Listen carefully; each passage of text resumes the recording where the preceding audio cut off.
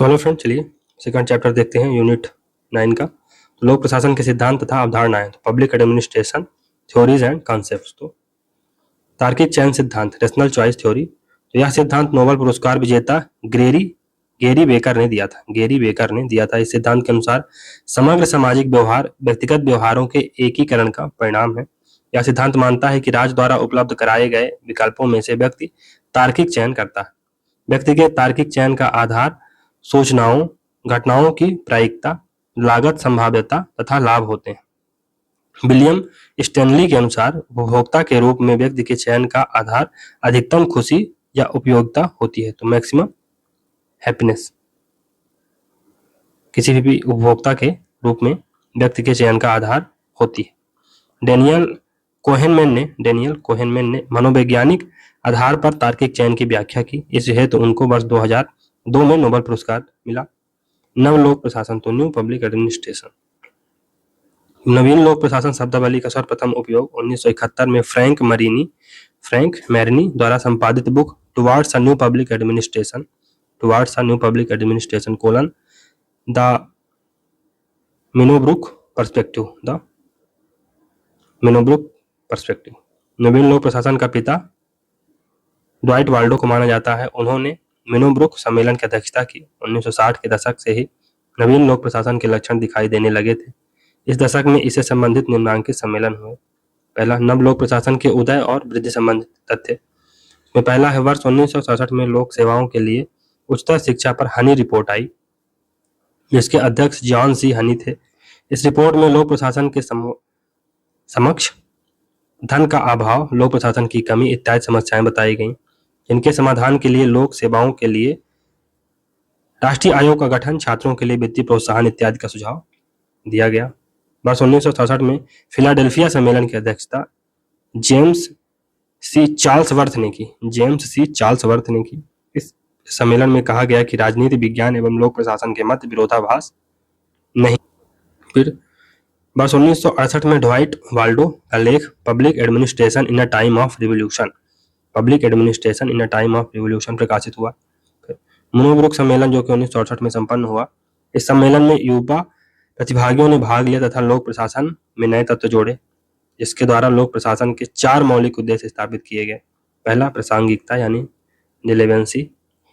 दूसरा, मान्यताएं एवं सामाजिक मूल्य। तो इसमें बिलीफ्स और सोशल वैल्यूज शामिल हैं। सामाजिक दृष्टिकोण, सोशल पर्सपेक्टिव क्या है? तो सामाजिक दृष्टिकोण में क्या आता है कि विकसित देशों के लिए अलग प्रशासनिक परिस्थितियां व विकासशील देशों के लिए अलग, ये सोशल पर्सपेक्टिव। परिवर्तन, तो अब तक लोक प्रशासन स्थिर स्टैटिक था, जो है उसी का अध्ययन करता था। स्टैटिक था मतलब जो कुछ है उसी का अध्ययन करता था। नौकरशाह प्रबंधन का अध्ययन, लेकिन नौकरशाह के उद्देश्य और समस्याओं के समाधान एवं परिवर्तन पर बल दिया गया। वर्ष 1971 में फ्रैंक मैरिनी के संपादन में towards a new public administration the Minnowbrook perspective का प्रकाशन हुआ। फ्रैंक मैरिनी ने नव लोक प्रशासन की विषय वस्तु को 5 भागों शीर्षकों में विभाजित किया। पहला, प्रासंगिकता यानी रिलेवेंसी। दूसरा, मूल्य यानी वैल्यू। तीसरा, सामाजिक समता यानी सोशल इक्विटी। फिर परिवर्तन यानी चेंज, और उपभोक्ता केंद्रित यानी कंज्यूमर सेंटर्ड। वर्ष 1971 में बाल्डो के संपादन में public administration in the time of turbulence का प्रकाशन हुआ। Public administration in the time of turbulence का प्रकाशन हुआ कब? 1971 में, बाल्डो के संपादन में। फिर वर्ष 1980 में जॉर्ज फ्रेडरिक्सन की पुस्तक न्यू पब्लिक एडमिनिस्ट्रेशन प्रकाशित हुई। New public administration George Frederiksen की ये बुक थी। चलिए आगे देखते हैं। रॉबर्ट टी कोलंबस्की के अनुसार नव लोक प्रशासन के 3 प्रतिलक्ष्य हैं। पहला, इसका साहित्य प्रत्यक्षवाद विरोधी है, यानी इसका जो साहित्य है ये पॉजिटिविज्म का विरोधी है, जिसका अर्थ है कि यह मूल्य युक्त रूप वाले लोक प्रशासन की परिभाषा को नकारता है। तो ये वैल्यू बेस्ड लोक प्रशासन की परिभाषा को नकारता है। दूसरा, ये तर्कवादी उपागम को नकारता है। तो ये रेशनल अप्रोच को नकारता है, राजनीतिक प्रशासन विभाजन को नकारता है, तो पॉलिटिक्स और एडमिनिस्ट्रेशन डायकोटमी को भी नकारता है। यह तकनीकीवादी का विरोध है, तो यह टेक्नोलॉजी का विरोध है। यह कमोबेश नौकरशाही विरोधी और ऊंच नीच क्रम का विरोधी है। फ्रैंक मरेनी ने नवलोक प्रशासन की विषय वस्तु को 5 शीर्षकों के अधीन संशोधित किया है। पहला है प्रासंगिकता, दूसरा है मूल्य, तीसरा सामाजिक समानता, तीसरा परिवर्तन, चौथा उपभोक्ता संकेंद्रित। रॉबर्ट टी कोलंबस्की के अनुसार नवलोक प्रशासन के भविष्यकारों का केंद्रीय निशाना प्रत्यक्षवादी नस्ल का मूल्य मुक्त विज्ञान है। फ्रेडरिक्सन के अनुसार नवलोक प्रशासन, इसमें पहला है कम व्यापक और ज्यादा सार्वजनिक, दूसरा कम विवरणात्मक ज्यादा सुझावात्मक, जो बदल नहीं सकता उसके प्रति कम सरोकार और बदलते यथार्थ के प्रति ज्यादा सरोकार है, कम संस्था निर्देशित है और इस बात के प्रति ज्यादा सरोकार है कि उपभोक्ता पर क्या प्रभाव पड़ रहा है। फिर इसमें कम तटस्थ और ज्यादा आदर्शवादी है, कम वैज्ञानिक नहीं है। नवलोक प्रशासन की विशेषताएं, तो ये कुशलता और मितव्ययिता पर जोर देता है, विकेंद्रीकरण और बहुलवादी है, लोकतंत्र, मानवीय गरिमा तथा नागरिक सहभागिता में वृद्धि पर बल देता है, लोक प्रशासन को एक स्वतंत्र विषय के रूप में मान्यता, लोक प्रशासन की नीति निर्माण में भूमिका, निजी और लोक प्रशासन के मध्य अंतर में कमी, लोक प्रशासन विज्ञान नहीं है, अनौपचारिक तत्वों के अध्ययन पर बल, तुलनात्मक लोक प्रशासन का अध्ययन एक सुधारवादी आंदोलन के रूप में, अनुसंधान और परिवर्तन की मान्यता, अनुसंधान एवं परिवर्तन को मान्यता, नैतिक प्रशासन, नैतिक / प्रशासन में नैतिकता पर बल। नवलोक प्रशासन के गुण, तो प्रासंगिकता, मूल्य, सदाचार, आविष्कार, नैतिकता, उपभोक्ता के प्रति सरोकार, सामाजिक परिवर्तन, सामाजिक समानता एवं उत्तर प्रत्यक्षवाद यानी पोस्ट पॉजिटिविज्म। नवलोक प्रशासन एक पहलू में विकास प्रशासन के समान है, दोनों ही लक्ष्य निर्देशित और परिवर्तन निर्देशित हैं, लेकिन विकास प्रशासन के विपरीत इसका सरोकार मुख्य तौर पर पश्चिमी समाजों से है। रॉबर्ट टी कोलंबस्की के अनुसार शब्दों में क्रांति या उग्र सुधारवाद, मगर कुशलताओं और तकनीक में ज्यादा से ज्यादा यथास्थिति। निग्रो और निग्रो के अनुसार जब से नवलोक प्रशासन उभरा है, मूल्यों और सदाचार के प्रश्न लोक प्रशासन में प्रमुख मुद्दे बन रहे हैं। मिनो ब्रुक्स सम्मेलन, ये पहला 1968 में होता है, दूसरा 1988 में होता है। लोक प्रशासन के बदलते युगों की तुलना और अंतर करने के लिए निर्धारित था। अपने संगठन स्तर और दिशा, विषय वस्तु जोर और सामाजिक परिवेश के मामले में दोनों मिनो सम्मेलन में अंतर है। मिनो सम्मेलन सेकंड में ऐसी कई विषय वस्तुएं और क्षेत्र शामिल थे जो मिनो सम्मेलन एक के थे, यानी जो पहला कब हुआ था 1968 में हुआ था, जैसे सामाजिक समानता, सदाचार, मानव संबंध, जवाबदेही, लोक प्रशासन व लोकतंत्र और प्रशासनिक नेतृत्व में मेल। Towards a new public administration the Minnowbrook perspective 1971 में बुक आती है, ड्वाइट वाल्डो की। फिर विकास प्रशासन, डेवलपमेंट एडमिनिस्ट्रेशन, ये क्या है? विकास प्रशासन का शब्द पहली बार किसने उपयोग किया था? एक भारतीय प्रशासक UL गोस्वामी ने। कब? 1955 में छपे अपने लेख the structure of development administration in India में किया। अमेरिकी विद्वान जॉर्ज ग्रांट को विकास प्रशासन का पिता माना जाता है। उन्होंने भी इसी काल में इस शब्द का प्रयोग शुरू किया। उनकी पुस्तक development administration concepts goal and methods पहली बार 1979 में प्रकाशित हुई। Edward W. Weiner, Fred W. Riggs, Joseph La Palombara, Ferrel Hardy, Milton J. Esman, Albert Waterston, Lucian Pye, Merle Fainsod, Alfred Diamant, Irving स्वेर्दालोव,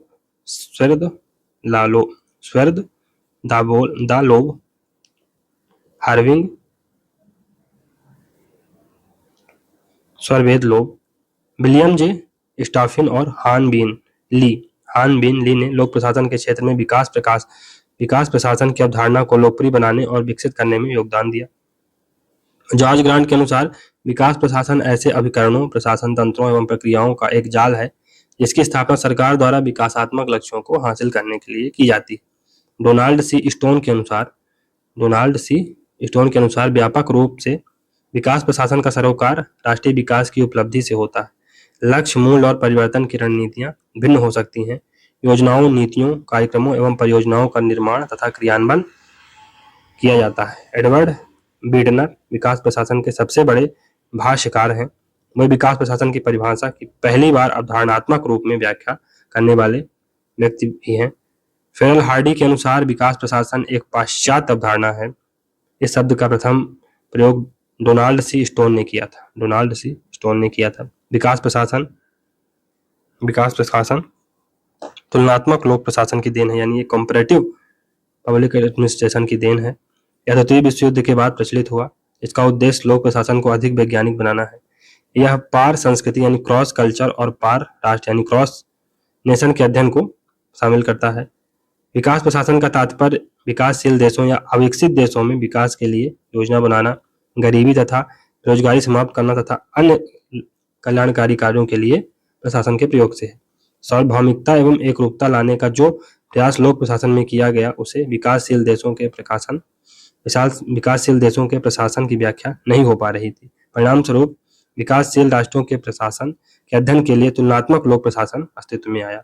उद्भव के कारण पारंपरिक लोक प्रशासन द्वारा प्रशासक के माध्यमों पर ज्यादा और लक्ष्यों पर कम जोर दिया गया था। नव स्वाधीन विकासशील देशों का उदय हुआ। विकासशील देशों में संयुक्त राष्ट्र द्वारा प्रायोजित विकास योजनाएं, नवोदित विकास देशों तक अमेरिकी आर्थिक और तकनीकी सहायता योजना का विस्तार। वर्ष 1960 में कंपैरेटिव एडमिनिस्ट्रेशन ग्रुप CAG की स्थापना हुई। विकासशील देशों में पश्चिमी मॉडलों की नाकामी के कारण नव स्वदेशी प्रशासनिक मॉडल की खोज करना। बीडनर का योगदान, तो बीडनर ने पारंपरिक प्रशासनिक विचारधारा की सर्वश्रेष्ठ संभव तरीके से प्रशासन करने के माध्यमों पर ज्यादा जोर दिया और लक्ष्यों के अध्ययन पर कम जोर के लिए परंपरागत सिद्धांत की आलोचना की। विकास प्रशासन का संबंध विकास के लिए अधिकाधिक नवाचार से है। बीडनर महोदय ने विकास प्रशासन को कार्योन्मुखी प्रशासन तथा लक्ष्योन्मुखी प्रशासन के रूप में परिभाषित किया। विकास प्रशासन विकास के लिए नवाचार को अधिकतम करता है। नवाचार से तात्पर्य आधुनिकता, राष्ट्र निर्माण, सामाजिक और आर्थिक परिवर्तन से है। विकास प्रशासन की विशेषताएं, तो पहला है यह लक्ष्योन्मुखी है, यह परिवर्तनोन्मुखी प्रशासन है, मैंने चेंज ओरिएंटेड एडमिनिस्ट्रेशन है, ये गोल ओरिएंटेड एडमिनिस्ट्रेशन है। फिर जनता की सक्रिय भागीदारी होती है। नवाचार यानी इनोवेटिव एडमिनिस्ट्रेशन होता है, नवाचार प्रशासन है। रिग्स का योगदान, तो विकास प्रशासन को उन संगठित प्रयासों के रूप में परिभाषित किया जो उन कार्यक्रमों और परियोजनाओं को लागू करते हैं तथा जो विकास के उद्देश्यों की सेवा में लगे लोगों के विषय में सोचते हैं। उन्होंने विकास प्रशासन के दो पहलुओं की पहचान की, विकास का प्रशासन और प्रशासन का विकास। तो administration of development and development of administration, उन्होंने ये प्रशासनिक विकास है कुल मिला के। चलिए, उन्होंने विकास के प्रशासन की पहचान संगठनों द्वारा प्रयोग में लाई जाने वाली पद्धतियों के लिए उनके विकास उद्देश्यों को प्राप्त करने के लिए बनी नीतियों और योजनाओं के लिए विकास कार्यक्रमों के प्रशासन के रूप में की। प्रशासन के विकास की पहचान प्रशासनिक क्षमताओं के सुदृढ़ीकरण के रूप में की। इन दोनों पहलुओं की परस्पर संबद्धता में एक प्रकार से अंडे और मुर्गी के बीच संबंध जैसा है।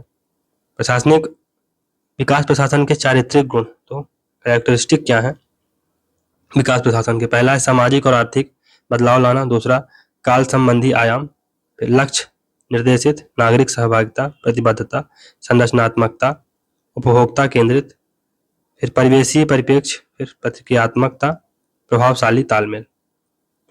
जॉर्ज ग्रांट के अनुसार विकास प्रशासन के चारित्रिक गुण उसके उद्देश्यों, सामाजिक और आर्थिक प्रगति, इसकी निष्ठाओं, जनता के प्रति जवाबदेही और इसके रुख, सकारात्मक प्रयत्न और रचनात्मक आगम से पता चलते हैं। विकास प्रशासन गतिशील और लचीला है, इसके उद्देश्य जटिल और अनेक हैं। यह विकेंद्रीकरण में विश्वास रखता है, यह रचनात्मकता और आविष्कार को बढ़ावा देता है। तुलनात्मक लोक प्रशासन यानी कंपैरेटिव पब्लिक एडमिनिस्ट्रेशन।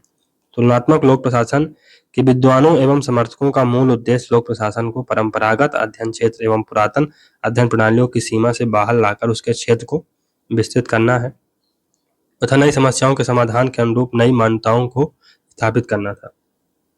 उन्होंने लोक प्रशासन की अमूर्त अवधारणाओं का परित्याग कर समाज की वास्तविक समस्याओं के अध्ययन को आवश्यक माना। तुलनात्मक लोक प्रशासन के विद्वानों एवं समर्थकों ने स्पष्टतः लोकतांत्रिक समाज की व्यवहारिक समस्याओं को लोक प्रशासन के अध्ययन क्षेत्र का मौलिक विषय माना तथा इसके लिए उन्होंने विकासवादी दृष्टिकोण को अपनाने पर बल दिया। तुलनात्मक लोक प्रशासन के अध्ययन को प्रेरित करने वाले प्रमुख तत्व। तुलनात्मक लोक प्रशासन के प्रमुख प्रवृत्ति ने लोक प्रशासन के अध्ययन को संकीर्णता के दायरे से निकालकर व्यापक आधारभूमि पर लाकर खड़ा कर दिया है। तुलनात्मक लोक प्रशासन की दूसरी प्रवृत्ति यथार्थवाद की खोज करना है, यानी डिस्कवरी ऑफ रियलिज्म। यह उन सब संरचनाओं और यथार्थ प्रशासनिक प्रक्रियाओं का परीक्षण करता है जो प्रशासन एवं नीति निर्धारण में प्रभावी भूमिका अदा करती है। तुलनात्मक लोक प्रशासन के माध्यम से उन प्राक्कलनों, सामान्यीकरण, प्रतिमानों एवं सिद्धांतों का निर्माण किया जा सकता है जो सामूहिक रूप से लोक प्रशासन के वैज्ञानिक अध्ययन में सहायता कर सकते हैं। इसमें विकासशील राष्ट्रों की प्रशासनिक व्यवस्थाओं का अध्ययन किया जाता है। तुलनात्मक लोक प्रशासन में प्रकाशन को वैज्ञानिक बनाने पर बल दिया गया है। इसके अंतर्गत लोक प्रशासन को स्वायत्त अध्ययन विषय के रूप में प्रतिस्थापित करने पर बल दिया गया। लोक प्रशासन के अध्ययन के विषय वस्तु के व्यवस्थित स्पष्टीकरण पर बल दिया गया। तुलनात्मक लोक प्रशासन, इसका अर्थ क्या है? तो दो या दो से अधिक प्रशासनिक इकाइयों की संरचना एवं कार्यात्मकता की तुलना लोक प्रशासन का तुलनात्मक अध्ययन कहलाता है। कीथ एम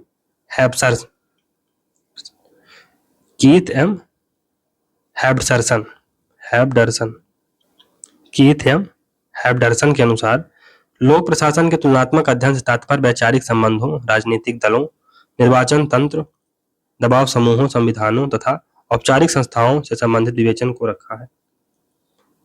निम्रोड राफली के अनुसार तुलनात्मक लोक प्रशासन तुलनात्मक आधार पर लोक प्रशासन का अध्ययन। तुलनात्मक लोक प्रशासन के अध्ययन के दृष्टिकोण। तो पहला है व्यापक दृष्टिकोण, यानी ब्रॉड पर्सपेक्टिव क्या है? इसमें विभिन्न संस्थाओं के परिवेशों में सरकारी अभिकरणों, व्यापारिक निगमों आदि का अध्ययन किया जाता है। सीमित दृष्टिकोण यानी लिमिटेड पर्सपेक्टिव क्या है? तो यह रिक्स का दृष्टिकोण है। रिक्स तुलनात्मक शब्द को प्रतिबंधित करके उसे अनुभविक यानी एम्पिरिकल और सिद्धांतपरक अध्ययनों तक सीमित रखना चाहते हैं। तो ये थ्योरेटिकल और एम्पिरिकल स्टडी तक इसको सीमित रखना चाहते हैं। रिक्स के अनुसार वास्तविक तुलनात्मक अध्ययन वह है जो निश्चित रूप से अनुभव संबंधी, नोमोथेटिक तथा पारिस्थितिकीय हो, जो नोमोथेटिक हो और इकोलॉजिकल। तुलनात्मक लोक प्रशासन के अध्ययन के प्रयोजन। किसी विशिष्ट प्रशासनिक प्रणाली अथवा प्रणाली समूहों के विशेषताओं का अध्ययन। फिर प्रशासनिक व्यवहार में सांस्कृतिक संकट व राष्ट्रीय भिन्नताओं के लिए उत्तरदायी घटकों की व्याख्या करना। किसी विशिष्ट परिस्थिति विन्यास में विशिष्ट प्रशासनिक रूपों की सफलताओं और असफलताओं के कारणों की जांच पड़ताल करना। प्रशासनिक सुधारों की कार्य नीति को समझना। तुलनात्मक लोक प्रशासन का क्षेत्र। इसमें 3 प्रकार के अध्ययन सम्मिलित किए जाते हैं। पहला व्यापक स्तर। तो व्यापक स्तर पर व्यापक अध्ययनों का केंद्र बिंदु संपूर्ण प्रशासनिक प्रणालियों की उनकी परिस्थिति के संदर्भ में तुलना करना। दूसरा मध्यम स्तर पर अध्ययन प्रशासनिक प्रणाली के कुछ महत्वपूर्ण भागों पर किए जाते हैं जिनका आकार पर्याप्त विस्तृत एवं कार्यप्रणाली व्यापक होती है। सूक्ष्म स्तर पर यानी माइक्रो लेवल पर सूक्ष्म अध्ययन किसी एक संगठन का दूसरे संगठन से उसके प्रतिरूप की तुलना से संबंधित है। तुलनात्मक लोक प्रशासन के उपागम। तो अप्रोच क्या है तुलनात्मक लोक प्रशासन की? हेंडरसन ने इसके मुख्यतः 3 उपागम बताए। हेंडरसन ने नौकरशाही व्यवस्था उपागम यानी ब्यूरोक्रेटिक सिस्टम। दूसरा है निवेश निर्गत व्यवस्था उपागम यानी इनपुट आउटपुट सिस्टम अप्रोच। फिर घटक यानी कंपोनेंट अप्रोच। तुलनात्मक लोक प्रशासन के प्रमुख उपागम। तो पहला है नौकरशाही उपागम यानी ब्यूरोक्रेटिक अप्रोच। तो इसके प्रतिपादक मैक्स वेबर हैं। इन्होंने नौकरशाही प्रारूप के आधार पर अनेक तुलनात्मक अध्ययन किए हैं। माइकल क्रेजियर, रॉयलेर्ड, मोरोबर्जर भी इसी के अंतर्गत आते हैं। व्यवहारवादी उपागम यानी बिहेवियरल अप्रोच। तो इसमें प्रशासनिक व्यवस्थाओं में मानव व्यवहार के विश्लेषण पर ध्यान केंद्रित किया जाता है तथा तथ्य एवं आंकड़े एकत्र करने हेतु वैज्ञानिक पद्धति पर बल दिया जाता है। हर्बर्ट साइमन ने निर्णय निर्माण प्रक्रिया के व्यवहारवादी अध्ययन पर जोर दिया था। व्यवस्था उपागम यानी सिस्टम अप्रोच, तो यह प्रशासनिक व्यवस्था को सामाजिक व्यवस्था की उपव्यवस्था मानता है। यह प्रशासनिक व्यवस्था के विभिन्न भागों, भूमिकाओं, व्यक्तियों पर दृष्टिपात करता है और उन भागों के बीच परस्पर संबंधों का परीक्षण करता है। चेस्टर बर्नार्ड ने संगठन का अध्ययन व्यवहारवादी उपागम से करने का प्रयास किया। पारिस्थितिकी उपागम यानी इकोलॉजिकल अप्रोच, तो इसके प्रवर्तकों में फ्रेडरिक रिक्स प्रमुख हैं। यह लोक प्रशासन का सबसे लोकप्रिय उपागम है। इसमें प्रशासनिक प्रणाली एवं संरचना पर राजनीतिक, आर्थिक, सामाजिक और सांस्कृतिक व्यवस्था के प्रभाव और इन पारिस्थितिकी संरचनाओं पर प्रशासनिक प्रणाली के प्रभाव पर बल दिया जाता है। विकासवादी उपागम यानी डेवलपमेंटल अप्रोच, तो डेवलपमेंटल अप्रोच में यह विकास प्रशासन पर ध्यान केंद्रित करता है। यह उपागम प्रशासनिक व्यवस्था को विकास एवं गतिशील के परिप्रेक्ष्य में देखता है। इसका जोर लक्ष्य उन्मुखता तथा परिवर्तनशीलता पर है। इसका जोर लक्ष्य उन्मुखता और परिवर्तनशीलता पर है। फिर निष्कर्ष क्या है? तुलनात्मक लोक प्रशासन की उपयोगिता अब स्पष्ट एवं निश्चित हो चुकी है। यह व्यापक समान सिद्धांत का विकास करने हेतु तुलनात्मक परिप्रेक्ष्य अनिवार्य माना जाने लगा है। तो एक व्यापक समान सिद्धांत का विकास करने हेतु तुलनात्मक परिप्रेक्ष्य अनिवार्य माने जाने लगा है। इसमें नवीन परिकल्पनाओं, सामान्यीकरणों एवं विश्लेषण परियोजनाओं एवं उपागमों की प्राप्ति की संभावना बढ़ गई है। फ्रेडरिक रिक्स की प्रमुख रचनाएं, तो रिक्स की प्रमुख रचनाएं, पहला है frontiers of development administration. Frontiers of development administration 1970 में। Administration in developing countries semicolon the theory of prismatic society 1964। Administration in developing countries semicolon theory of prismatic society 1964। Prismatic society revisited 1973। Prismatic society revisited. The ecology of public administration, the ecology of public administration 1961। The ecology of public administration 1961। नवीन लोक प्रशासन, तो new public management, नवीन लोक प्रबंधन, तो new public management. अभी तक हम लोग, इसके पहले हम लोगों ने न्यू पब्लिक एडमिनिस्ट्रेशन पढ़ा था, न्यू पब्लिक एडमिनिस्ट्रेशन पढ़ा था, ये न्यू पब्लिक मैनेजमेंट है। नवीन लोक प्रबंधन, नवीन लोक प्रबंधन लोक प्रशासन को परिवर्धित एवं परिष्कृत करने हेतु लाई गई विचारधारा है। इसमें 3 ईज यानी इफिशियंसी, इकोनॉमी और इफेक्टिवनेस यानी कुशलता, मितव्ययिता तथा प्रभावशीलता पर बल दिया जाता है। लोक प्रबंधन सार्वजनिक एवं निजी प्रशासन के संयुक्त प्रयास करने से संबंधित है। इसमें सार्वजनिक प्रशासन के संसाधन तथा निजी प्रशासन की कार्य कुशलता, निष्पादन, उन्मुखता एवं प्रभावशीलता का जुड़ाव किया जाता है।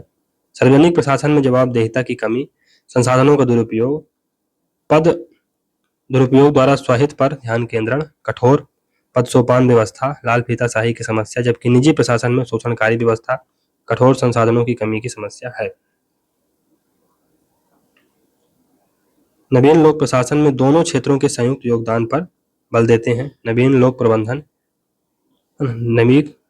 प्रबंधन में दोनों क्षेत्रों के संयुक्त योगदान पर बल देते हैं। नवीन लोक प्रबंध यानी न्यू पब्लिक मैनेजमेंट शब्द को 1991 में क्रिस्टोफर हुड द्वारा प्रयोग किया गया था। इसके अन्य समर्थकों में Gerald Caiden, P Hoggett, C Pollitt, R Rhodes, R M Kelly एवं एल टेरी हैं। सी हुड ने नवीन लोक प्रबंधन के 3 आधारभूत मूल्य बताए हैं। नवीन लोक प्रबंध के 3 आधारभूत मूल्य बताए हैं, सिग्मा, थीटा और लेम्डा। सिग्मा, थीटा और लेम्डा। सिग्मा में मितव्ययिता, दक्षता एवं उद्देश्यात्मकता आती है। थीटा में सत्यनिष्ठा, निष्पक्षता आता है और लेम्डा में प्रतिकूल परिस्थितियों में भी कार्य करने के लिए संगठन सशक्त हो, ये चीजें आती हैं। ऑसबोर्न एवं टीड गैबलर ने लोक प्रबंधन के निम्न आधार बताए हैं। ऑसबोर्न और टीड गैबलर ने लोक प्रबंधन के निम्न आधार बताए हैं। पहला है उत्प्रेरक सरकार, दूसरा सामुदायिक सशक्तिकरण आधारित सरकार, तीसरा प्रतिस्पर्धा आधारित सरकार, चौथा मिशन आधारित सरकार, पांचवा उद्यमी सरकार, छठवां पूर्वानुमान आधारित, सातवां विकेंद्रीकृत, आठवां बाजारोन्मुख यानी मार्केट ओरिएंटेड। नवीन लोक प्रबंधन के विकास के कारण। तो लोक विकल्प विचारधारा के माध्यम से लोक नौकरशाही का विश्लेषण बढ़ा। नवीन लोक प्रबंध का उपयोग सुशासन में बढ़ा। आर्थिक उपक्रमों में प्रतिस्पर्धा बढ़ने से नव लोक प्रबंधन का प्रयोग बढ़ा। ई गवर्नेंस के प्रयास के कारण भी न्यू पब्लिक मैनेजमेंट का प्रयोग बढ़ा। लोक प्रबंधन के नए आयाम। तो लोक प्रशासन को परिवर्धित एवं परिष्कृत करने के लिए 1994 में संक्रमणशील सरकार नामक विषय पर कनाडा के palm Commonwealth association for public administration and management सम्मेलन में लोक प्रशासन एवं प्रबंधन में निम्नलिखित विचारधाराओं को सम्मिलित किया गया। पहला, सुशासन यानी गुड गवर्नेंस। तो सुशासन विचारधारा प्रशासन में व्यापकता, अंतरराष्ट्रीय मानकों की अनुरूपता तथा प्रशासन की पारदर्शिता पर बल देती है। सुशासन के लक्षण। तो पारदर्शिता, उत्तरदायी, प्रभावशीलता, दक्षता, समानता, समावेशिता, जवाबदेहिता, सहभागिता, विधि का शासन आता है। सुशासन की अवधारणा 4E पर आधारित है। एथिक्स यानी नैतिकता, इथोस यानी जनसेवा, एफिशिएंसी यानी कार्यकुशलता, इक्वालिटी यानी समानता। भारत में सुशासन से संबंधित निम्नलिखित उपाय किए गए हैं। पहला, सुशासन की स्थापना के प्रयासों की निरंतर जांच करने हेतु सम्मेलन आयोगों का गठन। दूसरा, प्रशासनिक सुधार आयोग सेकंड में सुशासन पर जोर देना। 1996 में जॉन मेजर द्वारा सिटीजन चार्टर का उपयोग किया जाना। 1996 में जॉन मेजर द्वारा सिटीजन चार्टर का उपयोग किया जाना। नागरिक शिकायत एवं नागरिक सुविधा हेतु ई मित्र जैसी सुविधाओं को प्रारंभ करना। निरंतर सिविल सेवा के सुधार पर बल। नागरिक अधिकार पत्र यानी सिटीजन चार्टर। सार्वजनिक निकाय द्वारा प्रदत्त सेवाओं को नियमबद्ध व समयानुकूल दिए जाने का प्रपत्र ही नागरिक अधिकार पत्र कहलाता है, सिटीजन चार्टर कहलाता है। सिटीजन चार्टर का विचार सर्वप्रथम 1991 में जॉन मेजर ने प्रस्तुत किया। यह सार्वजनिक सेवाओं की गुणवत्ता में सुधार हेतु सर्विस फर्स्ट के नाम से लाया गया। इसके 6 प्रमुख सिद्धांत हैं। पहला है पारदर्शिता यानी ट्रांसपेरेंसी। दूसरा, उत्तरदायित्व यानी रिस्पॉन्सिबिलिटी। तीसरा है रिस्पॉन्सिबिलिटी या अकाउंटेबिलिटी। तीसरा है प्रमाप। तो प्रमाप यानी स्टैंडर्ड। दूसरा, गुणवत्ता यानी क्वालिटी, मूल्य परकता यानी वैल्यूएबिलिटी। और तीसरा है लास्ट है वैकल्पिक व्यवस्था यानी अल्टरनेटिव अरेंजमेंट। भारत में सर्वप्रथम 1997 में सिटीजन चार्टर नामक शीर्षक से सचिवों का सम्मेलन अनुशंसित किया गया। भारत में नागरिक अधिकार पत्र के निम्नलिखित आधार तत्व हैं। पहला है कार्यरत संगठन के उद्देश्य का उल्लेख, कार्यरत संगठन के उद्देश्यों का उल्लेख। दूसरा, कार्यरत संगठन के विस्तृत व्यापार की जानकारी का उल्लेख। सेवा प्राप्त करने वाले नागरिक का विवरण।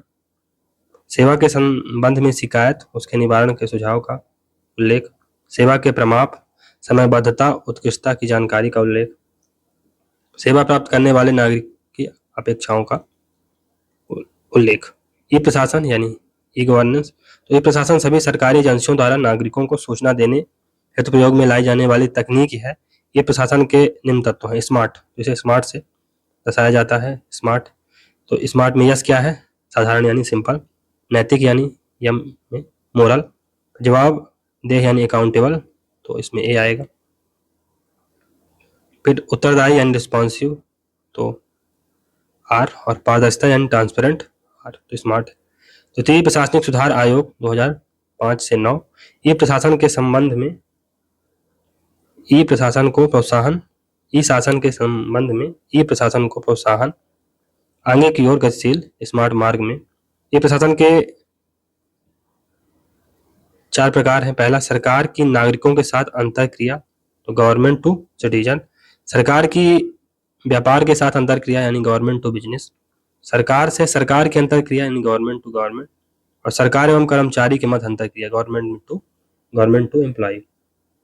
निष्कर्ष क्या है कि नव लोक प्रशासन की अवधारणा विकसित के साथ साथ विकासशील देशों के लिए भी उपयोगी है।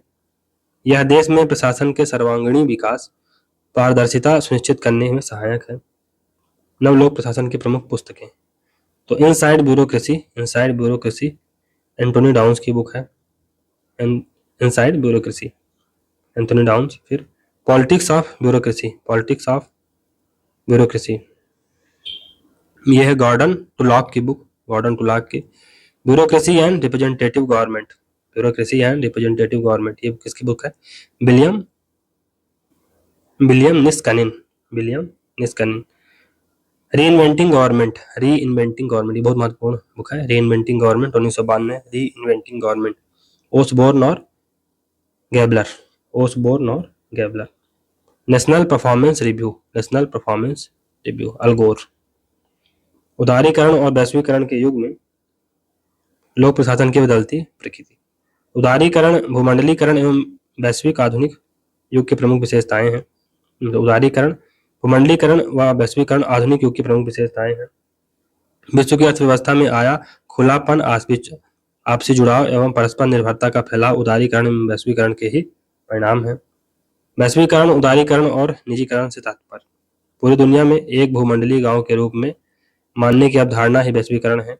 इसमें विभिन्न वस्तुओं, तकनीक, पूंजी एवं श्रम का निर्बाध प्रवाह होता है। उदारीकरण से तात्पर्य व्यापार हेतु कानूनी प्रतिबंधों में ढील देते हुए आयात निर्यात को आसान बनाने से होता है। इसमें व्यापार, उद्योग एवं निवेश के स्वतंत्र प्रवाह में बाधा उत्पन्न करने वाले प्रतिबंधों को समाप्त किया जाता है। निजीकरण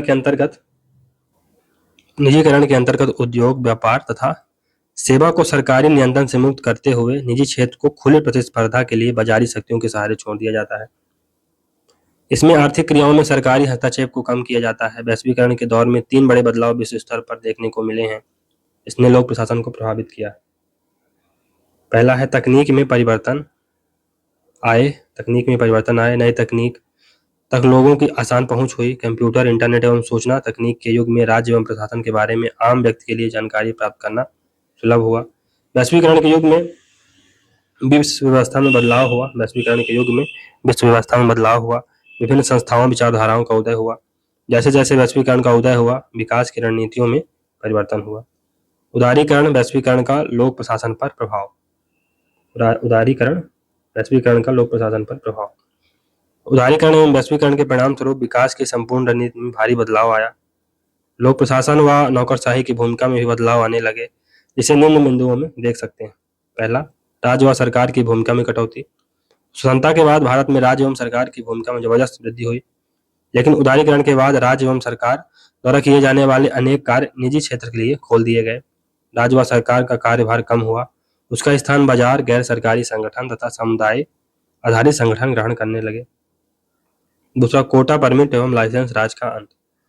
उदारीकरण और आर्थिक सुधारों में नियंत्रण के स्थान पर बाजारीकरण एवं निजीकरण पर बल दिया गया तथा लाइसेंस, परमिट, सब्सिडी आदि को जारी रखने के बजाय इनको यथासंभव कम करने पर बल दिया जाने लगा, जिससे सरकार एवं नौकरशाही की भूमिका सीमित हुई। तीसरा है लोक प्रशासन की नई भूमिका, सकारात्मक एवं सहयोगात्मक। तो उदारीकरण के युग में नौकरशाही की नकारात्मक भूमिका में परिवर्तन आया। अब नौकरशाही को सकारात्मक, रचनात्मक, सहयोगात्मक एवं मददगार मार्गदर्शक की भूमिका का निर्वाह करना है। फिर चौथा है प्रशासनिक सुधार। तो उदारीकरण के बाद प्रशासनिक सुधारों पर पर्याप्त बल दिया जा रहा है ताकि सरकारी नौकरशाही को जवाबदेह बनाया जा सके। ई गवर्नेंस, नागरिक चार्टर यानी सिटीजन चार्टर, पारदर्शिता, गुणवत्ता, जवाबदेहता पर बल दिया जा रहा है। पांचवा है लोक विकल्प विचारधारा पर बल।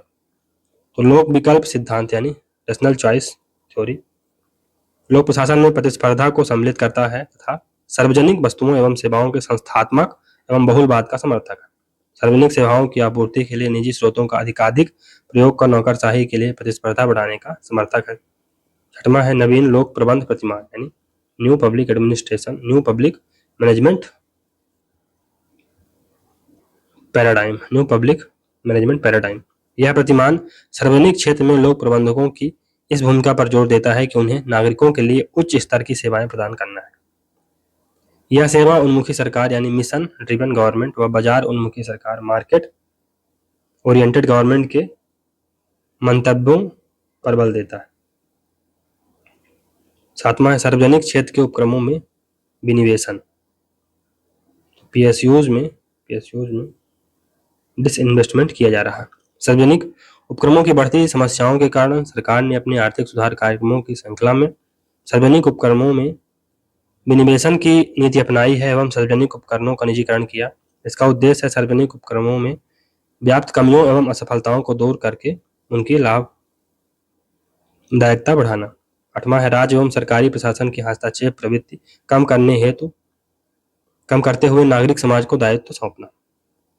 तो भूमंडलीकरण के इस युग में राज्य को गैर सरकारी संगठनों के साथ व नागरिक समाज के साथ सक्रिय सहयोग करते हुए बाजार मैत्री भूमिका का निर्वाह करना है। भूमंडलीकरण न केवल ऊपर से अपितु नीचे से धरातल पर भी दिखना चाहिए। ऊपर से भूमंडलीकरण से अभिप्राय, तो राष्ट्रीय अर्थव्यवस्थाओं का विश्व अर्थव्यवस्था के साथ संयोजन, राष्ट्रीय अर्थव्यवस्था का विश्व बैंक व अंतर्राष्ट्रीय मुद्रा कोष के निर्देशन में वैश्विक अर्थव्यवस्था के साथ एकीकरण की प्रक्रिया।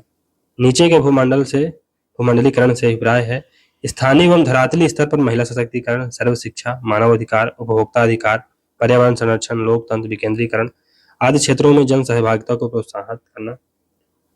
इन क्षेत्रों में राज्य एवं स्थानीय प्रशासन का हस्तक्षेप कम करके जन संगठनों एवं नागरिक समाज को दायित्व सौंपना। अब निष्कर्ष क्या है, कंक्लूजन क्या है? तो उदारीकरण के दौर में सरकार के आकार में कटौती, नौकरशाही के कार्यभार को हल्का करने, उत्पादकता एवं जवाबदेह जैसे शब्द लोक प्रशासन में प्रसिद्ध होने लगे हैं। नवीन लोक प्रबंधन पर बल दिया गया। लोक विकल्प यानी पब्लिक चॉइस या रैशनल चॉइस थ्योरी पर बल दिया गया और नौकरशाही को जनता के प्रति अधिक जवाबदेह बनाए जाने का प्रयास किया गया। सुशासन की अवधारणा उभर कर सामने आई। तो चलिए दोस्तों, यहाँ से अपना सेकंड चैप्टर समाप्त होता है। अगर दोस्तों आपको सीरीज अच्छी लग रही है तो लाइक सब्सक्राइब करिए। मिलते हैं अगले सीरीज में, तब तक के लिए गुड बाय, थैंक यू।